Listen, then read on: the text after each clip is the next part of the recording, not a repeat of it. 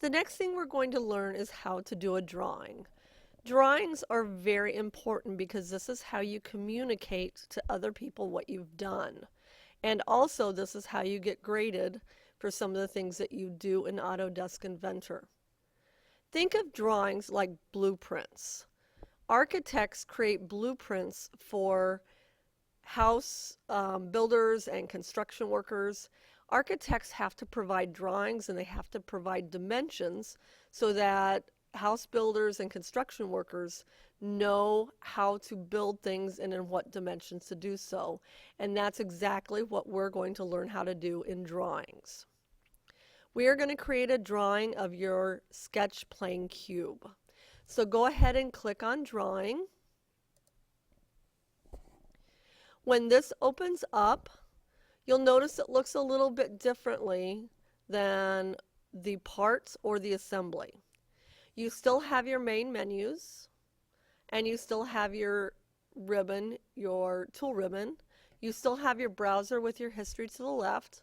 But what's different here is you actually have a worksheet that's been pre-installed in Autodesk Inventor. The way to bring in your part that you want to do a drawing of or your assembly, whichever it may be, under your Place Views menu, there is a base function or a base button. I want you to left click on base. That opens up a dialog box. In your dialog box, you'll see that there is a button that looks like a file folder with maybe a magnifying glass on it. You're going to left click on that, and then you're going to go to your Z drive, Design and Modeling folder, and find the sketch plane cube.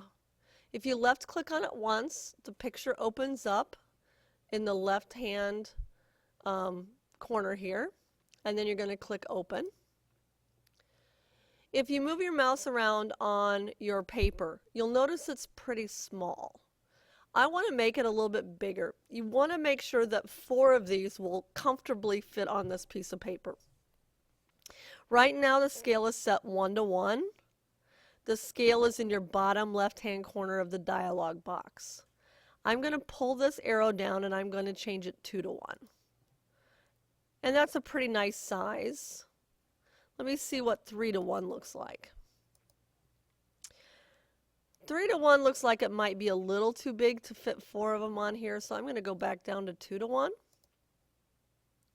The other thing that you need to remember, in this dialog box, you're not going to touch anything else. The only thing that you can really touch in this dialog box is number 1, this button to bring in your item, and the scale.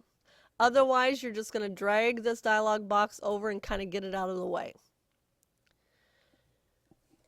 When you go to place your items on this, you are going to create a drawing just like we've seen in some of the other things. We've talked about orthographic drawings.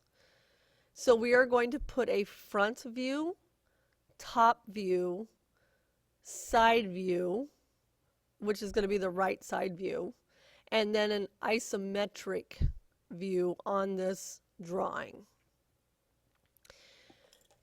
We're going to start with the top view, and what I want you to remember is there is basically, I want you to think of there being an invisible line running across the page right here, because I want you to start above that invisible line. So about where I'm at on my paper is where I want you to start.